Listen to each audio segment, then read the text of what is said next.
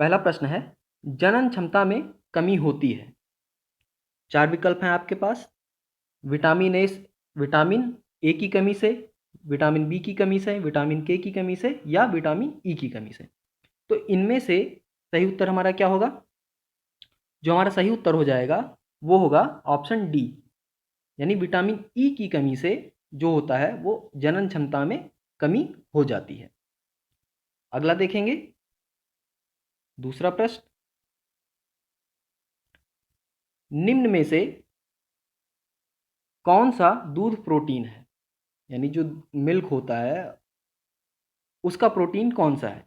4 विकल्प हैं, चारों में से कौन सा सही उत्तर होगा? यहाँ पे जो हमारा ऑप्शन सी है ये हमारा सही होगा, यानी केसिन जो होता है ये दूध का प्रोटीन है।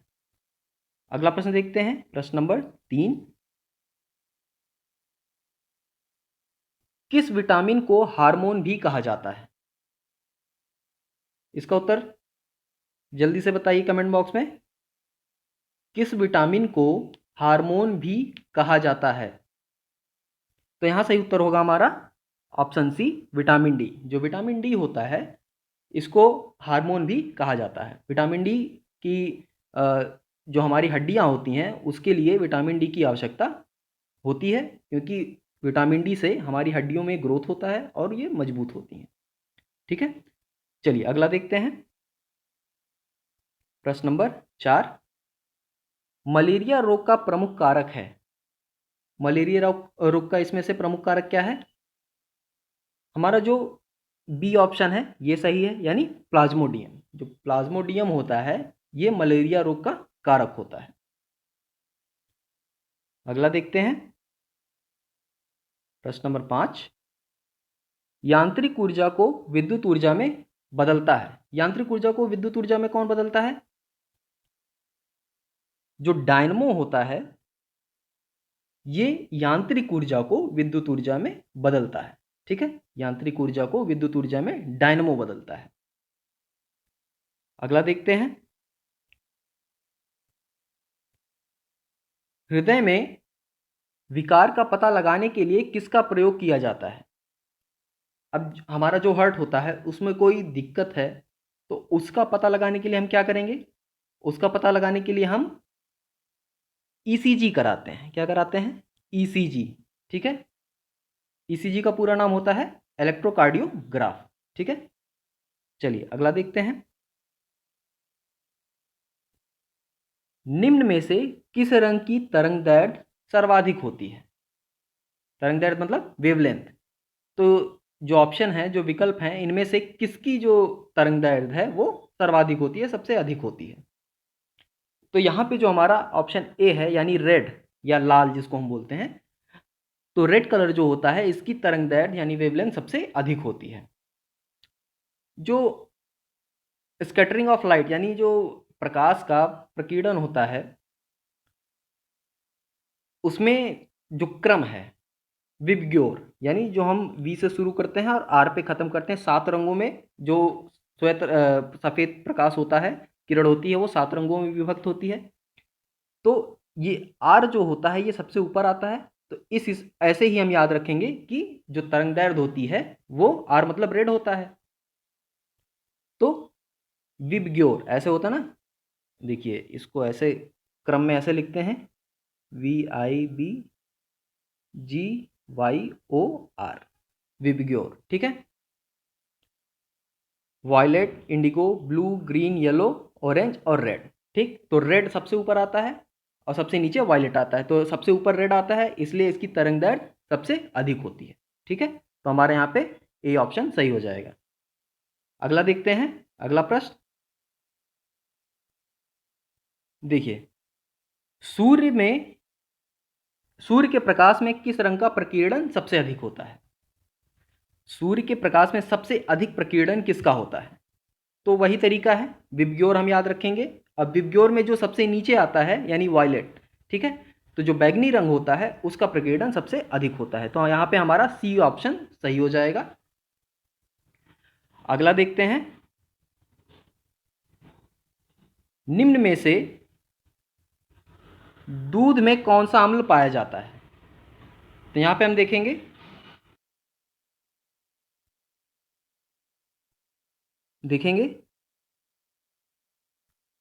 लैक्टिक अम्ल, टैनिन अम्ल, यूरिक अम्ल, अमीनो अम्ल। तो प्रश्न है, निम्न में से दूध में कौन सा अम्ल पाया जाता है? तो चारों विकल्प में से सही कौन सा होगा हमारा? यहाँ पे जो हमारा ऑप्शन ए होगा, यानी लैक्टिक अम्ल। तो जो लैक्टिक एसिड होता है ये हमारा दूध में पाया जाता है। अगला प्रश्न देखेंगे,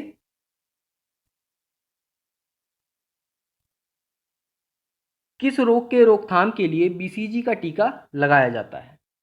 किस बीमारी के लिए हम बीसीजी का टीका लगाते हैं? देखिए, बीसीजी का टीका हम लगाते हैं टीबी के रोकथाम के लिए, यानी जो ऑप्शन ए होगा हमारा सही होगा। टीबी के रोकथाम के लिए, ट्यूबरक्लोसिस जो होता है उसके लिए हम बीसीजी का टीका लगाते हैं। अगला देखते हैं, मलेरिया रोग में शरीर का कौन सा अंग प्रभावित होता है? मलेरिया जो बीमारी होती है, मलेरिया रोग होता है जिसमें बुखार आते रहते हैं, आता है, तेजी से बुखार आता है। तो इस रोग में कौन सा हमारा अंग होता है जो प्रभावित होता है? तो यहाँ पे हमारा सही उत्तर हो जाएगा प्लीहा, जो हमारा ऑप्शन ए है ये यहाँ पे सही हो जाएगा। अगला देखते हैं, हाइड्रोफोबिया बीमारी में किसका टीका लगाया जाता है? हाइड्रोफोबिया जो बीमारी होती है उसमें किसका टीका लगाया जाता है? तो यहाँ पे हमारा ऑप्शन सी सही है, यानी रेबीज का टीका लगाया जाता है। हाइड्रोफोबिया में रेबीज का टीका लगता है। अगला देखते हैं, निम्नलिखित में से आंखों की किस दोष को दूर नहीं किया जा सकता? जैसे आंखों में कई तरह के दोष होते हैं, निकट दृष्टि दोष, दूर दृष्टि दोष, ठीक है। तो या जो वरांधता होती है, अब दोष तो कई हैं, लेकिन इनमें से कौन सा दोष है कि जिसको हम दूर नहीं कर सकते? ठीक है, तो यहाँ पे जो हमारा सही उत्तर होगा वो होगा वरांधता, यानी जो कलर ब्लाइंडनेस होता है उसको हम दूर नहीं कर सकते। ठीक है, किसी किसी को होता है ना कि कोई रंग नहीं दिखाई देता, बाकी सारे रंग दिखाई देंगे, हो सकता है कोई रंग ना दिखाई दे, तो उसी को वरांधता कहते हैं। ठीक है, चलिए अगला देखते हैं, मानव शरीर में किसकी अधिकता से हृदयघात होता है? तो इसके बारे में तो आप लोग को पता होना चाहिए, क्योंकि अक्सर टीवी में इसके बारे में प्रचार आते हैं, ऐड आता है। ठीक है, हम अक्सर देखते हैं टीवी में, जब कोई भी चीज़ देखिए टीवी में तो अक्सर इसका ऐड आएगा। तो यहाँ पे हमारा जो सही उत्तर होगा वो हो जाएगा क्या? Option B, cholesterol. ठीक है, जब कोलेस्ट्रॉल की अधिकता हो जाती है तो हृदयघात के जो चांसेस होते हैं ये उसी हिसाब से और बढ़ जाते हैं। ठीक है, चलिए अगला देखते हैं, देखिए अगला प्रश्न, मधुमेह रोग किसकी कमी से होता है? मधुमेह, ठीक है, यानी डायबिटीज़, डायबिटीज़ किसकी कमी से होता है? डायबिटीज़ जो होता है वो इंसुलिन की कमी से होता है। जब हमारे जो आंतरिक जो ग्रंथियां हैं वो जब इंसुलिन बनाना बंद कर देती हैं या उस मात्रा में नहीं बना पाती जितनी हम इसको, हमारे शरीर को ज़रूरत है, तो ये मधुमेह रोग उत्पन्न होने लगता है। ठीक है, यानी मधुमेह रोग को रोकने के लिए इंसुलिन की ज़रूरत पड़ती है। इसीलिए आपने सुना होगा कि कई डायबिटिक पेशेंट्स को इंसुलिन के इंजेक्शन लगते हैं। ठीक है, तो उनको बाहर से इंसुलिन देना पड़ता है। चलिए अगला देखते हैं,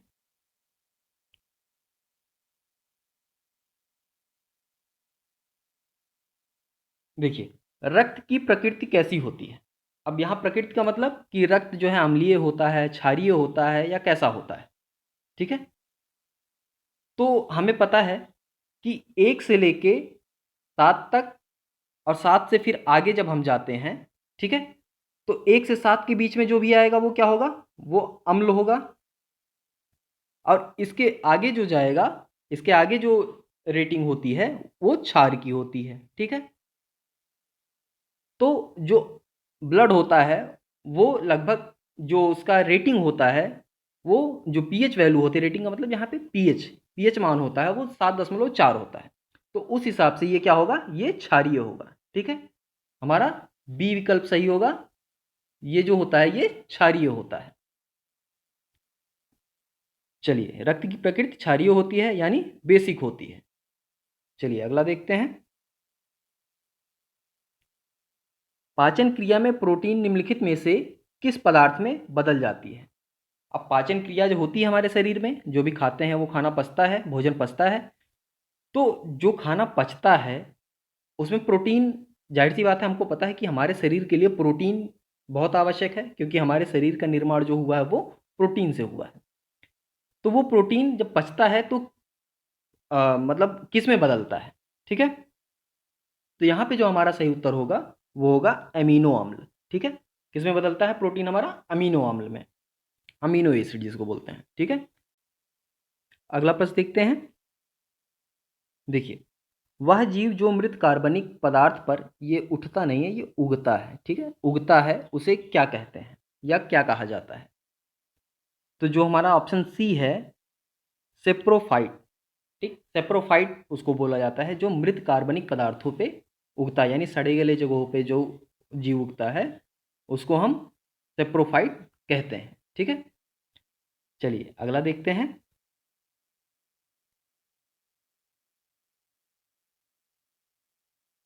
देखिए, निम्न में से कौन सा पदार्थ शरीर के प्रति और नई कोशिकाओं के निर्माण में सबसे अधिक आवश्यक होता है? यानी हमारा जो शरीर है उसमें सबसे अधिक आवश्यक कौन सा पदार्थ है, कौन सी चीज़ है जिससे हमारे शरीर का निर्माण या हमारे शरीर की जो कोशिकाएं होती हैं, सेल्स होते हैं, उनका निर्माण होता है? तो इसका सही उत्तर क्या होगा हमारा? ऑप्शन डी, जिस यानी प्रोटीन। ठीक है, चलिए, फ़ारेनहाइट में मानव शरीर का सामान्य ताप कितना होता है? किसमें पूछ रहा है? फ़ारेनहाइट में। तो फ़ारेनहाइट में जो मानव शरीर का सामान्य ताप होता है वो होता है 98.6। 37 होता है हमारा डिग्री सेल्सियस में, 310 होता है हमारा केल्विन में। हालांकि अगर टू बी एग्जैक्ट बोलें तो ये होता है 310.15। ठीक है, बट कहीं कहीं आपको 310 भी मिलेगा। तो ये केल्विन में होता है, 37 डिग्री सेल्सियस में होता है, और 98.6 ये हमारा फ़ारेनहाइट में होता है। तो हमारे यहाँ पे सही क्या हो जाएगा? डी वाला ऑप्शन। अगला देखते हैं। ब्रह्मांड में सबसे अधिक मात्रा में कौन सा तत्व पाया जाता है? अब देखिए, यहाँ यूनिवर्स की बात कर रहा है यानी ब्रह्मांड। तो ब्रह्मांड में अगर हम कहें तो जो सबसे अधिक मात्रा में तत्व पाया जाता है वो है हमारा हाइड्रोजन। ठीक है, अगर हमारे एटमॉस्फेयर की बात की जाए यानी हमारा वायुमंडल जो है, यानी पृथ्वी का जो वायुमंडल है, उसमें सबसे अधिक मात्रा में क्या पाया जाता है? तो वो है हमारा नाइट्रोजन। ठीक है, अगर सिर्फ पृथ्वी के वायुमंडल की बात की जा रही है तो। चलिए अगला देखते हैं। सापेक्षता का सिद्धांत यानी प्रिंसिपल ऑफ रिलेटिविटी किसने प्रतिपादित किया? यानी जो सापेक्षता का सिद्धांत है वो किसने दिया? तो ये हमारे जो आइंस्टीन जी थे उन्होंने इसको दिया था। अगला देखते हैं, नेक्स्ट क्वेश्चन पे, क्वेश्चन नंबर 4।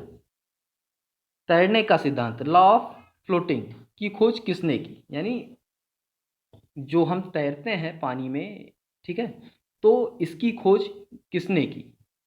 तो ये हमारे जो आर्किमिडीज जी थे, जो एक साइंटिस्ट थे आर्किमिडीज, जिसको हम नॉर्मली आर्किमिडीज प्रिंसिपल के नाम से भी जानते हैं। तो उन्हीं कुछ चीज़ों से ये इनका जो तैरने का सिद्धांत है वो आया था। ठीक है, चलिए अगला देखते हैं। थायराइड ग्रंथि का अत्यधिक वृद्धि किसकी कमी के कारण होता है? थायराइड ग्रंथि क्या होता है? जो हमारा गला होता है, हमारे जस्ट गले के नीचे, यानी जो हमारी दाढ़ी होती है, दाढ़ी के नीचे ही यानी गले पे हमारा थायराइड ग्लैंड होता है। ठीक है, किसकी कमी से बढ़ता है? थायराइड ग्लैंड बढ़ता है हमारा आयोडीन की कमी से। ठीक है, हमने सुना है वो, जिसको हम नॉर्मली क्या कहते हैं? घेघा रोग। ठीक है, आयोडीन की कमी से क्या होता है? घेघा रोग। तो वहीं से थायराइड थायराइड ग्लैंड वही बढ़ जाती है। ठीक है, चलिए अगला देखते हैं। Question number 6। साइटोलॉजी में किसका अध्ययन किया जाता है?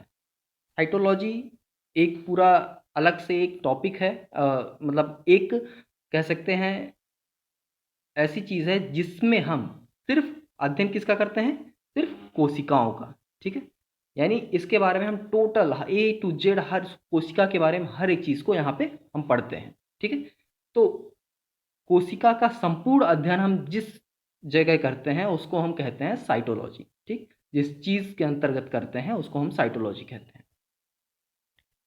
अगला देखते हैं क्वेश्चन नंबर 7, एथलीट फुट रोग किसके कारण होता है? आपने अक्सर देखा होगा कि किसी किसी के जो पैर होते हैं या एक ही पैर होता है वो बहुत मोटा हो जाता है, यानी कह सकते हैं क्या, हाथी पाँव। ठीक है, तो वो किसके कारण होता है? ठीक है, तो ये पूछ रहा है कि आखिर किस चीज़ के कारण, कवक के कारण, जीवाणु के कारण या विषाणु के कारण, इनमें से, या जो इनमें से कोई नहीं, यानी जो विकल्प हैं इनमें से किसके कारण ये एथलीट फुट वाला जो रोग है वो होता है? तो यहाँ पे हमारा जो ऑप्शन सही है वो है कवक यानी फंजाई। ठीक है, फंजाई के कारण हमारा एथलीट फुट का रोग होता है। नेक्स्ट क्वेश्चन देखते हैं, ब्लड क्या है? अब पूछ रहा है ब्लड, हमको पता है खून क्या है। विकल्प जो दिया है कि संयोजी उत्तक है, उपकला उत्तक है या दोनों है या इनमें से कोई नहीं। तो जो ब्लड है हमारा वो है क्या है, संयोजी उत्तक है यानी कनेक्टिव टिश्यू है। ठीक है, यहाँ पे हमारा सही हो जाएगा ए ऑप्शन। अगला देखते हैं, जंतु कोशिका के किस हिस्से को पावर हाउस कहते हैं? यानी जो एनिमल टिश्यू होते हैं उसमें कौन सा हिस्सा होता है जिसको हम पावर हाउस कहते हैं यानी एनर्जी हाउस कहते हैं? ठीक है, तो जो माइटोकॉन्ड्रिया होता है सेल में उसको हम कहते हैं एनर्जी हाउस या पावर हाउस। ठीक है, अगला देखते हैं, मानव लीवर में कौन सा विटामिन पहले से मौजूद होता है? मानव लीवर होता है, ठीक है, यकृत जिसको बोलते हैं, तो वो जो यकृत होता है या लीवर होता है, ठीक है, उसमें पहले से ही कौन सा विटामिन मौजूद होता है? जैसे बहुत सारे विटामिन हमको बाहर से इनटेक करने पड़ते हैं, कुछ खानों में मिलते हैं, कुछ के लिए आजकल दवाएं भी आती हैं। ठीक है, तो ऐसे तो हर जगह से हम कलेक्ट कर लेते हैं, लेकिन जो ऐसा भी एक विटामिन है जो लीवर में पहले से ही मौजूद होता है। तो यहाँ पे जो हमारा सही उत्तर है वो है विटामिन ए। ठीक है, ए ऑप्शन यहाँ पे हमारा करेक्ट है, जो लीवर में पहले से ही मौजूद होता है। अगला देखते हैं, विकास का सिद्धांत यानी थ्योरी ऑफ इवोल्यूशन का प्रतिपादन किसने किया था? तो थ्योरी ऑफ इवोल्यूशन का प्रतिपादन यानी father of theory of evolution जो कहते हैं हम, वो हमारे डार्विन जी थे। ठीक है, इन्होंने ही जो विकास का सिद्धांत है उसको दिया था।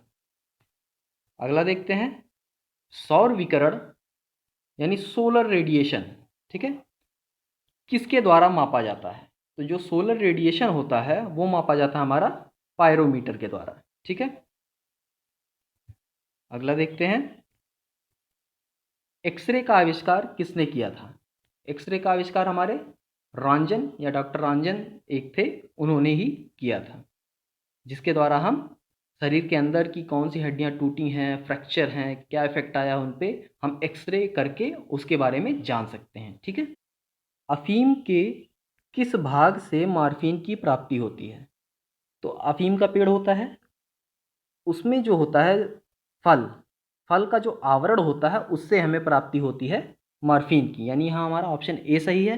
मॉर्फिन का इस्तेमाल कहाँ होता है? तो जब कहीं ऑपरेशन करना होता है तो मॉर्फिन को एनेस्थीसिया के रूप में इंजेक्ट किया जाता है, सुई से लगाया जाता है। क्या होता है, उसके बाद जो शरीर होता है वो पूरा सुन्न हो जाता है और उसके बाद जो डॉक्टर्स होते हैं वो पूरा ऑपरेशन करते हैं, चीर-फाड़ सारा करते हैं। जिसको मॉर्फिन लगा होता है उसको बिल्कुल भी पता नहीं चलता क्या चीर-फाड़ हो रहा है, दर्द का भी कोई एहसास नहीं होता। हाँ, सारा काम हो जाता है, उसके बाद जब धीरे-धीरे मॉर्फिन का असर खत्म होता है शरीर से, तो सारी चीज़ें उसको फिर एहसास होने लगती हैं। ठीक है? तो मॉर्फिन का इस्तेमाल एनेस्थीसिया के रूप में किया जाता है चीज़ों को सुन्न करने के लिए। अगला देखते हैं, चीज़ों का मतलब सजीव को सुन्न करने के लिए। ठीक है, चलिए अगला देखते हैं, किस पेड़ की छाल का उपयोग मसाले के लिए किया जाता है? तो जो जो दालचीनी का पेड़ होता है उसका उपयोग हम मसाले के लिए करते हैं दालचीनी के ही रूप में। ठीक है, उसका नाम भी दालचीनी ही होता है। अगला देखते हैं, सबसे छोटा फूल वाला पौधा कौन सा है? तो जो हमारा यहाँ पे ऑप्शन ए है वो सही है, वोलिफिया, ठीक है। लेकिन अगर पूछा जाता है कि सबसे बड़ा फूल वाला पौधा कौन सा है, तो हमारा ऑप्शन बी हो जाता, रेफलिशिया, ठीक है। अगला देखते हैं, किस प्रकार के पौधे सूर्य प्रेमी कहलाते हैं। सूर्य प्रेमी का मतलब यहाँ पे कि जिस तरफ सूर्य जाता है उसी तरफ पौधा अपना चेहरा घुमा लेता है, फेस घुमा लेता है। तो जैसे हमारा सूरजमुखी का पेड़ होता है, ठीक है, तो उसको सनलवर भी कहते हैं, सूर्य प्रेमी कहते हैं। तो वो हमारा आता है हेलोफाइट में, ठीक है, यानी ऑप्शन सी यहाँ पे हमारा सही है। और हेलोफाइट की प्रजाति में उनको गिना जाता है, उनको हम सूर्य प्रेमी कहते हैं। अगला देखते हैं, मानव शरीर का सबसे बड़ा अंग कौन सा है। तो जो हमारा लीवर होता है ये मानव शरीर का सबसे बड़ा अंग होता है, ठीक है। अगला देखते हैं, एलपीजी में यानी एलपीजी में किस गैस के भराव के कारण उसके लीकेज होने का पता चलता है। एलपीजी मतलब लिक्विफाइड पेट्रोलियम गैस या लिक्विड पेट्रोलियम गैस। अब लिक्विड पेट्रोलियम गैस हमें पता है कि एक ज्वलनशील गैस है, जिसका उपयोग हम आजकल लगभग सभी अपने घरों में करते हैं खाना बनाने के लिए, ठीक है, गैस कहते हैं जिसको जनरली। तो इसमें हमने देखा है कि महसूस किया है कि जब लीकेज होता है, गैस लीक होती है, तो ये कुछ अलग सी गंध छोड़ता है। तो वो गंध किस चीज़ के कारण आती है, कौन सी ऐसी चीज़ मिलाई जाती है जिसके कारण वो गंध पैदा होती है, और उस गंध से ही हमको पता चलता है कि गैस लीक हो रही है। तो जो हमारा एथाइल मरकैप्टन होता है, यानी ऑप्शन ए में जो एथाइल मरकैप्टन दिया गया है, यही हमारा होता है जो एलपीजी में मिलाया जाता है, यानी जो गैस होती है एलपीजी में उसके अंदर ये मिलाया जाता है, जिससे लीकेज का पता चलता है महक के द्वारा, ठीक है। अगला देखते हैं, प्रोड्यूसर गैस का सूत्र है। प्रोड्यूसर गैस का सूत्र क्या है, तो यहाँ पे हमारा ऑप्शन ए सही है, CO प्लस N2 यानी कार्बन मोनोऑक्साइड प्लस नाइट्रोजन, ये हमारा होता है प्रोड्यूसर गैस का सूत्र। नेक्स्ट देखते हैं, आवर्त सारणी का सबसे हल्का तत्व कौन सा है। जो विकल्प दिए हैं उनमें पूछा गया है कि जितने विकल्प हैं उनमें से आवर्त सारणी का सबसे हल्का तत्व कौन सा है। तो यहाँ पे हमारा जो लिथियम है ये सबसे हल्का तत्व है, क्योंकि बाकी तीनों में से सबसे कम जो एटॉमिक नंबर है, परमाणु क्रमांक है, वो इसी का है, ठीक है। तो परमाणु क्रमांक के हिसाब से इसका परमाणु भार भी कम हो जाता है। सबसे भारी की बात करें जो विकल्प हैं, तो उसमें हमारा ऑस्मियम हो जाएगा। सबसे कठोर की बात करें तो हमारा हीरा हो जाएगा, ठीक है। चलिए अगला देखते हैं, टीकाकरण के जनक, टीकाकरण के जनक यानी फादर ऑफ वैक्सीनेशन कौन माने जाते हैं। तो फादर ऑफ वैक्सीनेशन हमारे हैं एडवर्ड जेनर जी, इनको माना जाता है फादर ऑफ वैक्सीनेशन यानी टीकाकरण के जनक। याद करने का अगर ट्रिक देखें तो इसको ऐसे करते हैं, वीजे, वीजे माने विजय हो गई, वी से वैक्सीनेशन, जे से जेनर, तो एडवर्ड जेनर हो जाएंगे। वी से वैक्सीन, जे से जेनर, और जे से जेनर का मतलब एडवर्ड जेनर, ठीक है। तो ये होते हैं फादर ऑफ, ये हैं हमारे फादर ऑफ वैक्सीन। अगला देखते हैं, इस सीरीज का लास्ट क्वेश्चन आज का, फोटान किसकी मूलभूत इकाई है। तो फोटान हमारी है प्रकाश की मूलभूत इकाई, ठीक है। फोटान जो है प्रकाश की मूलभूत इकाई है। देखिए, कार्बन मोनोऑक्साइड प्रदूषक क्यों होता है। तो कार्बन मोनोऑक्साइड क्या होता है, कार्बन मोनोऑक्साइड को हम CO से दर्शाते हैं। ये प्रदूषक इसलिए होता है क्योंकि ये जो होता है ये हीमोग्लोबिन के साथ प्रतिक्रिया करता है। तो यहाँ ऑप्शन में तो हमारा सी ऑप्शन सही हो जाएगा, और ये हीमोग्लोबिन से प्रतिक्रिया करके हमारे शरीर को नुकसान पहुँचाता है, इसलिए इसे हम प्रदूषक कहते हैं, प्रदूषक गैस है ये, ठीक है। अगला प्रश्न देखते हैं, प्रश्न नंबर 2, मानव शरीर के किस अंग को मानव शरीर का जैव रसायन प्रयोगशाला भी कहा जाता है। तो जैव रसायन प्रयोगशाला जो है वो मानव शरीर का यकृत होता है, यकृत यानी जिगर, या जिसको हम इंग्लिश में लीवर कहते हैं। क्यों कहा जाता है, क्योंकि ये जो यकृत होता है ये मानव शरीर की सबसे बड़ी ग्रंथि होती है, और ये बहुत सारे रस को स्रावित करती है, इसलिए इसको जैव रसायन प्रयोगशाला कहा जाता है। अगला प्रश्न देखते हैं, प्रश्न नंबर 3, देखिए, कमानी तुला या जिसको स्प्रिंग बैलेंस कहते हैं हम, किस सिद्धांत पर काम करती है। तो बताइए जल्दी से इसका उत्तर। जो कमानी तुला होता है, स्प्रिंग बैलेंस होता है, ये किस सिद्धांत पर काम करती है? तो ये हमारा जो है हुक के नियम पर काम करती है। हुक एक वैज्ञानिक थे, उन्होंने कुछ सिद्धांत दिए थे, तो ये जो कमानी तुला है ये उसी सिद्धांत पे काम करती है। अगला देखते हैं प्रश्न नंबर 4। सुपर कूलिंग का अभिप्राय तरल के किस बिंदु पर शीतलता से है? सुपर कूलिंग आपने अक्सर सुना होगा, सुपर कूलिंग वर्ड। तो ये जो सुपर कूलिंग जो होता है, इसका अभिप्राय किस बिंदु पर शीतलता से है, यानी हम किसी वस्तु को किस बिंदु पर शीतल करें, ठंडा करें कि उसको सुपर कूलिंग कहा जाए। तो इसका उत्तर हो जाएगा हमारा ऑप्शन सी, यानी हिमांक से नीचे। यानी उस वस्तु का, उस पदार्थ का जो हिमांक है, उससे जब नीचे के बिंदु पर हम उसको ठंडा करते हैं, शीतल करते हैं, तो उसको हम सुपर कूलिंग कहते हैं। अगला देखते हैं, पानी में से पैदा होने वाले बुलबुले में जो चमक होती है वह किस प्रक्रिया के कारण होती है? पानी में से जो बुलबुले निकलते हैं, आपने देखे होंगे बारिश वारिश में बुलबुले निकलते हैं, तो उनमें जब रोशनी पड़ती है तो उस पर चमक होती है। तो वो चमक जो होती है वो किस प्रक्रिया के कारण होती है? तो इसका जो उत्तर है वो है ऑप्शन डी, यानी प्रकाश के संपूर्ण आंतरिक परिवर्तन, जिसको हम इंग्लिश में क्या कहते हैं, टोटल इंटरनल रिफ्लेक्शन। तो जो टोटल इंटरनल रिफ्लेक्शन होता है, यही कारण होता है कि जो बुलबुले होते हैं उसमें जो चमक होती है उसका कारण यही होता है, टोटल इंटरनल रिफ्लेक्शन। चलिए अगला देखते हैं, किसी तरंग की प्रबलता उसके निम्न में से किसके अनुपात में होती है? कोई तरंग है, कोई वेव है, तो उसकी जो प्रबलता है वो निम्न में से किसके अनुपात में होती है? तो इसका उत्तर होगा हमारा ऑप्शन डी, इंटेंसिटी या आयाम का वर्ग लिखा है। तो जो आयाम का वर्ग होता है वो बराबर होता है, आयाम को हम क्या कहते हैं, एम्पलीट्यूड। एम्पलीट्यूड को ए से दर्शाते हैं, तो ए का वर्ग बराबर होता है इंटेंसिटी के, यानी आई के। ठीक है, तो आई बराबर ए स्क्वायर होता है। चलिए, तो ऑप्शन डी यहाँ पे हमारा सही हो जाएगा। अगला देखते हैं, प्रकाश की दिशा में होने वाले परिवर्तन की घटना जब वह एक माध्यम से अन्य माध्यम में होकर गुजरता है क्या कहलाती है? जब प्रकाश है वो एक माध्यम से दूसरे माध्यम में जाती है, तो उस प्रक्रिया को या उस स्थिति को हम क्या कहते हैं? तो वो कहलाता है क्या हमारा, ऑप्शन सी, यानी अपवर्तन, रिफ्रैक्शन, जिसको इंग्लिश में हम क्या कहते हैं, रिफ्रैक्शन। तो हमारा ऑप्शन सी सही हो जाएगा, रिफ्रैक्शन या अपवर्तन जिसको कहते हैं। अगला देखेंगे, कौन सा दर्पण कारों की हेडलाइट में प्रयोग होता है? तो जो आपने कार तो देखी ही होगी, कार में जो हेडलाइट होती है, लाइट जलती है आगे वाली, वो उसमें कौन सा दर्पण यूज़ होता है?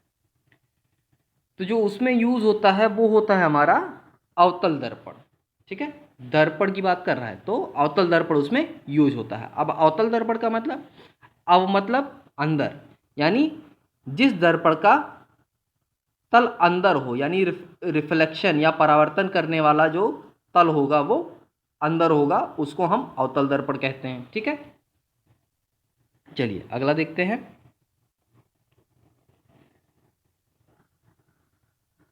मैग्नेट्रॉन वाल्व का उपयोग किसके उत्पादन में किया जाता है? तो जो मैग्नेट्रॉन वाल्व होता है वो का उपयोग जो होता है वो किसके उत्पादन में किया जाता है? तो ये ऑप्शन सी सही होगा, क्योंकि सूक्ष्म तरंगे और माइक्रोवेव एक ही चीज़ है। माइक्रोवेव को ही हम हिंदी में सूक्ष्म तरंगे कहते हैं। तो यहाँ पे हमारा ऑप्शन सी सही हो जाएगा। अगला देखते हैं, किस वैज्ञानिक ने प्रकाश की तरंग सिद्धांत यानी वेव थ्योरी ऑफ लाइट को प्रस्तावित किया था? तो जल्दी से बताइए, कौन से साइंटिस्ट थे जिन्होंने वेव थ्योरी ऑफ लाइट को दिया था, प्रस्तावित किया था? तो जो हमारे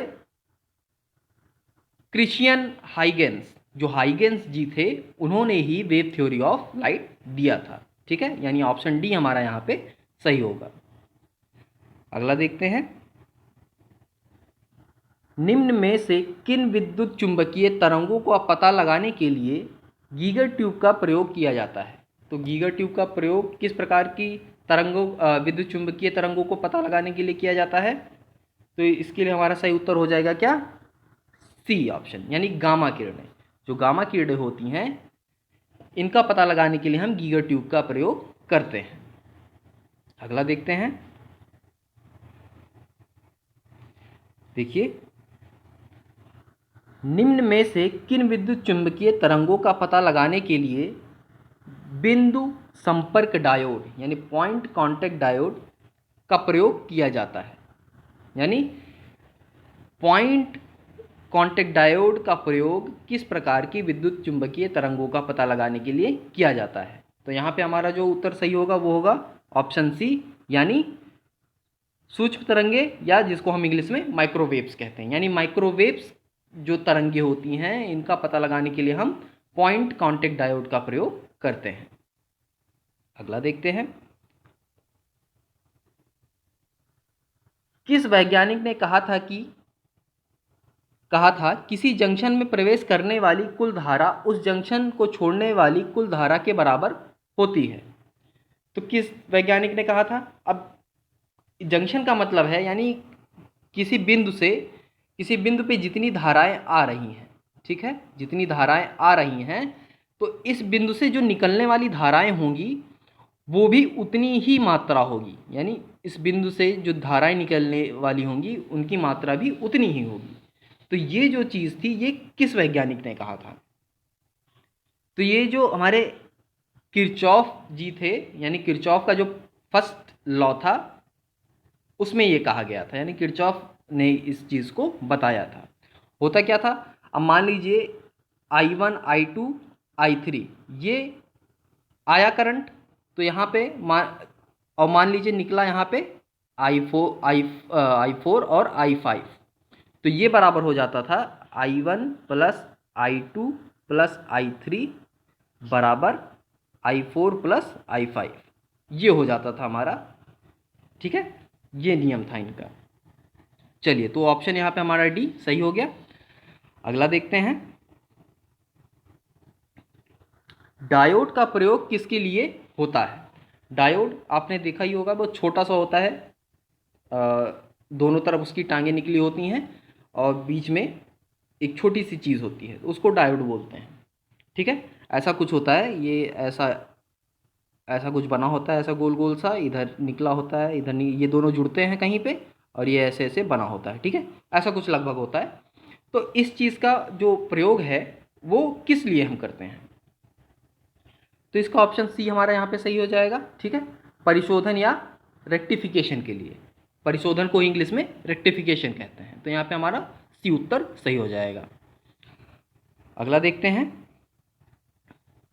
हृदय की धड़कन की गति निम्न में से किससे बढ़ती है? जो हृदय धड़कता है हमारा, तो उसकी जो गति होती है, स्पीड होती है, वो किससे बढ़ती है? तो इसका उत्तर बताइए जल्दी से। तो देखिए, तो इसका ऑप्शन सी सही होगा, क्योंकि अनुकंपी तंत्रिका और सिंपैथिक नर्वस सिस्टम यानी एसएनएस, इसको इंग्लिश में कहते हैं अनुकंपी, हिंदी में कहते हैं अनुकंपी तंत्रिका, ठीक है, यानी ये दोनों एक ही चीज़ है। तो ऑप्शन सी यहाँ पे हमारा सही हो जाएगा। अगला देखते हैं। बेरी रोग किस विटामिन की कमी से होता है? तो आपको ये पता होगा, बेरी रोग किस विटामिन की कमी से होता है? तो ये होता है हमारा विटामिन B1 की कमी से।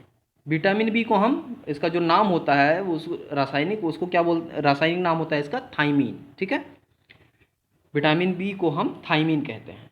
तो विटामिन B1 की कमी से बेरी रोग होता है। चलिए अगला देखते हैं। पेप्सिन क्या होता है? पेप्सिन हम किसको कहते हैं? पेप्सिन एक प्रकार का क्या है, एंजाइम, जो हमारा पाचन क्रिया में सहायता करता है। पेप्सिन क्या है, एक तरह का एंजाइम है, ठीक है, जो पाचन क्रिया में सहायता करता है। अगला देखते हैं। ग्लूकोज का ग्लाइकोजन में परिवर्तन यकृत में होता है, किंतु इसका संग्रह कहाँ पे होता है? तो जो इसका संग्रह होता है, देखिए परिवर्तन तो यकृत में होता है, तो इसका संग्रह जो होता है यकृत तथा पेशियों में। जो पेशी होते हैं और यकृत होता है, इन दोनों जगहों पे इसका जो संग्रह होता है, स्टोर होता है, ये वहाँ पे स्टोर होता है। ठीक है।